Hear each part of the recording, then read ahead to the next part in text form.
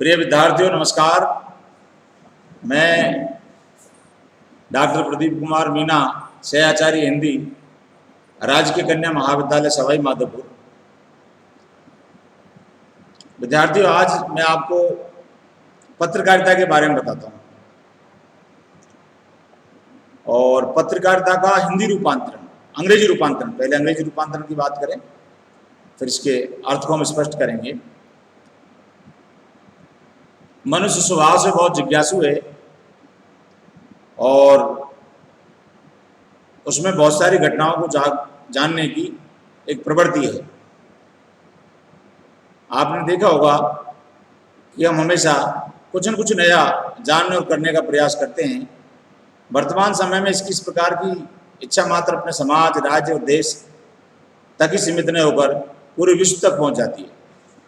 एक जमाना था कि व्यक्ति केवल अपने गांव और तहसील और जिले तक ही अपने आप को जानकारी प्राप्त करना चाहता था, लेकिन समय जो बदला है तो मैं गांव से लेकर आज हमारी जिज्ञासा बढ़ जाती है, पूरे अंतर्राष्ट्रीय लेवल के समाचार हम पढ़ना चाहते हैं, अंतर्राष्ट्रीय लेवल की बात जानना चाहते हैं। पत्रकारिता एक ऐसा ही उपयोगी माध्यम है जिनके द्वारा हम इस जिज्ञासा को शांत किया जाता है। पत्रकारिता क्या है? पत्रकारिता हमारे आसपास और पूरी दुनिया में जो भी घटना घटित होती है उस पत्रकारिता के माध्यम से हम जानते हैं।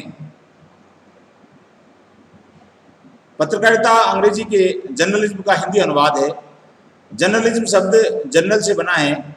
इसके शाब्दिक अर्थ दैनिक होता है। प्रारंभ में सरकारी कार्यों के रोजाना के कामों में विवरणों को कार्रवाई के रूप में लिखा जाता था। जनरल यानी सामान्य दिनों की सामान्य बातें उसमें लिखी जाती है। प्रारंभ में सरकारी कार्यों के दैनिक विवरणों की कार्रवाई के जर्नल के अंतर्गत रखा जाता था। कुछ समय बाद यह बात सार्वजनिक होती गई और 20वीं सदी तक आते आते विद्वतापूर्व लेखों का गंभीरतापूर्वक राजनीतिक आलोचनाओं इसी के अंतर्गत समाहित किया गया।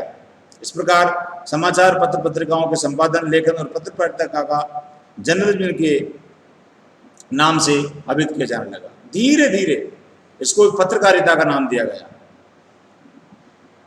पत्रकारिता का अर्थ है, एक विद्वान ने लिखा है, इसका नाम है, डिक्शनरी लिखा है, समाचारों के प्रकाशन, लेखन, संपादन का व्यवसाय ही पत्रकारिता है। समाचार पत्रों का लेखन, उसका प्रकाशन, उसका प्रबंधन, संपादन की सारी व्यवस्था का नाम ही पत्रकारिता है। पत्रकारिता किसी एक चीज से नहीं बनती है, पत्रकारिता बहुत सारी चीजों से बनती है। पत्रकारिता का क्षेत्र अत्यंत व्यापक है। इनके माध्यम से विज्ञान, शिक्षा, साहित्य, कला, राजनीति, जन कल्याण, दर्शन, संस्कृति, धर्म दर्शन आदि की गतिविधियां प्रभावित होती हैं। यानी कि बहुत सारी गतिविधियां इससे प्रभावित होती हैं। सांप्रदायिक सौहार्द, राष्ट्रीय एकता और समन्वय की दिशा में पत्रकारिता का महत्वपूर्ण स्थान। आप देखिए, सांप्रदायिक सौहार्द, राष्ट्रीय एकता की समन्वय की दिशा में पत्रकारिता का बहुत महत्वपूर्ण स्थान।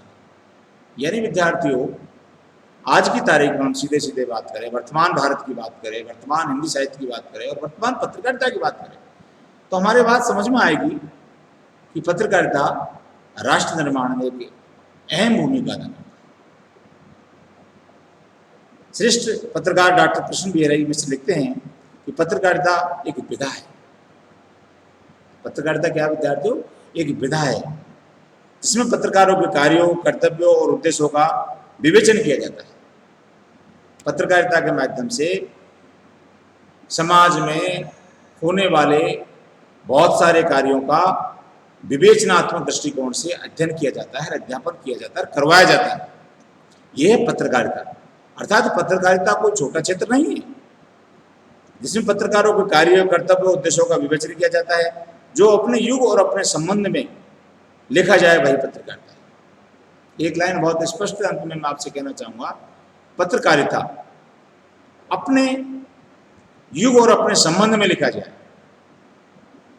अपने इस युग के वर्तमान समय में ये कहानियां नहीं है, पत्रकारिता के दौर में कहानियां नहीं आएगी। वर्तमान युग में, वर्तमान संदर्भ में जो बात लिखी जाती है वही पत्रकारिता है। अर्थात हमारे समाज में होने वाली समस्त प्रकार की बातों को कलमबद्ध करके समाचार पत्रों के माध्यम से लिखी जाती है, वह है पत्रकारिता। अब पत्रकारिता का उद्देश्य क्या है? आज व्यवहारिक रूप में पत्रकारिता के प्रमुख रूप से 4 उद्देश्य बताए गए। सूचना प्रेषण, पहला उद्देश्य है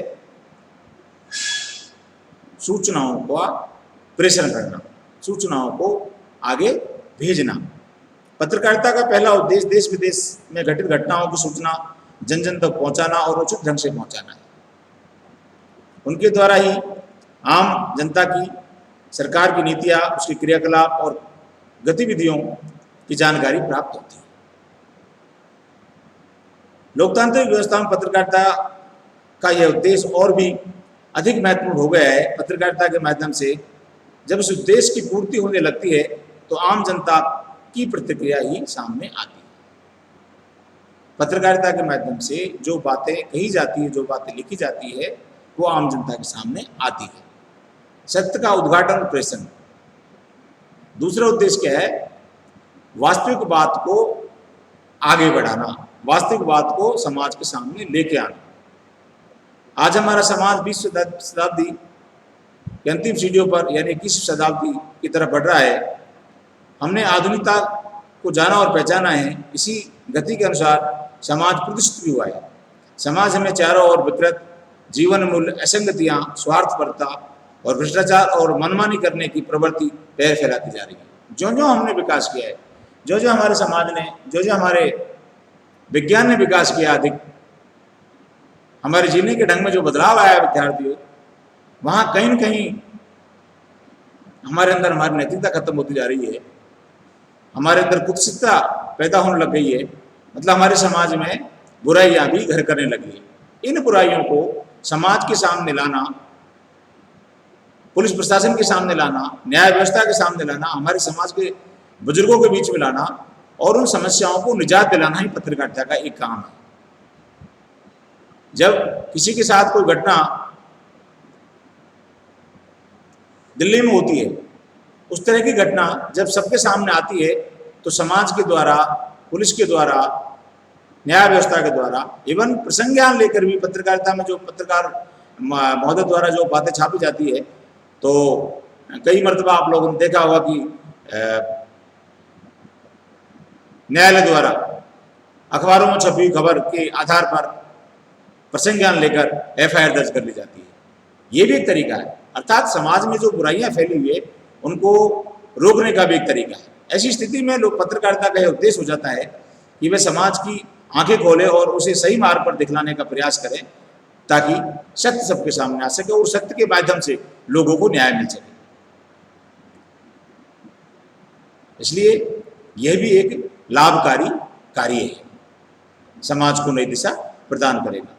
एक उचित शिक्षा प्रदान करना, हाँ, पत्रकार समाज का शिक्षक और मार्गदर्शक होता है, जिसे मानने का कारण है कि पत्रकारिता के पेशे में ईमानदारी का सर्वोच्च स्थान प्राप्त है। हाँ विद्यार्थियों, जमाने के साथ बहुत सारी चीजें बदलती है, लेकिन मैं आपसे कहूंगा कि यदि पत्रकार बंधु, अखबार और मीडिया ईमानदारी से समाज में घटने वाली घटनाओं का स्पष्ट उल्लेख करें तो शायद समाज में फैले हुए बुराइयां और अत्याचारों पर अंकुश लगाया जा सकता है। ईमानदारी के कारण ही अपने तटस्थ दृष्टिकोण और सूक्ष्म विश्लेषण के द्वारा पत्रकार उचित शिक्षा प्रदान करता हुआ समाज को सही दिशा दिखाता है, उचित शिक्षा देता है। हम अखबारों में पढ़ते हैं, बहुत सारी ज्ञानवर्धक बातें आती हैं, उनको अपने जीवन में उतारने का प्रयास करते हैं। और मैं बताऊं विद्यार्थियों, आप याद करो, जो भी बात आप अखबार में पढ़ते हो, कहीं ना कहीं कोई कहानी आपके जीवन में ऐसी मोड़ लेके आती है कि उनसे आपको एक नया सवेरा होता हुआ दिखाई देता है। इसलिए पत्रकार की कलम में नई शिक्षा प्रदान करने की भी एक ताकत है। रंजन, रंजन का अर्थ है मनोविनोद या मनोरंजन। हाँ, पत्रकारिता के माध्यम से हमें, जैसे मैं मेरी बात करूं, सबसे पहले सुबह उठते ही वर्षों पुरानी एक आदत है कि अखबार को बालकनी से उठाकर लेके आते हैं और अपने इर्द गिर्द नहीं, नेचर ऐसा है कि पूरी दुनिया में क्या हो रहा है उसे हम पढ़ने पढ़ाने का प्रयास करते हैं, उसको सीखने का प्रयास करते हैं, समझने का प्रयास करते हैं, फिर विद्यार्थियों को बताते हैं, हमारे बीच में लोगों को बैठे उनसे बात करते हैं, चाहे वो धार्मिक मूल्य है, चाहे सामाजिक है, चाहे राजनीतिक है, चाहे और भी बहुत सारी जो हमारे पहलू है समाज के, और बहुत सारे जो बिंदु है उनकी बातें अखबारों में होती है। तो उनके माध्यम से हम एक सीख के साथ साथ मनोरंजन भी पैदा होता है, क्योंकि हम हमेशा, आप लोगों ने देखा होगा कि हमारी बातों से, हमारी छोटी मोटी जो बातें हैं समाज में, उनसे घिरे होते रहते हैं। जब अखबार पढ़ते हैं, बहुत सारी समस्याएं पूरी दुनिया में फैली हुई जब नजर आती है, तो लगता है कि यार ये सभी नियति की बातें होती है और ये सभी के साथ होती है, तो एक मन संतोष होता है, और से मन संतोष के साथ साथ एक मनोरंजन भी ऑटोमेटिक ही बन जाता है। तो ये तो हुआ एक रंजन का कार्य।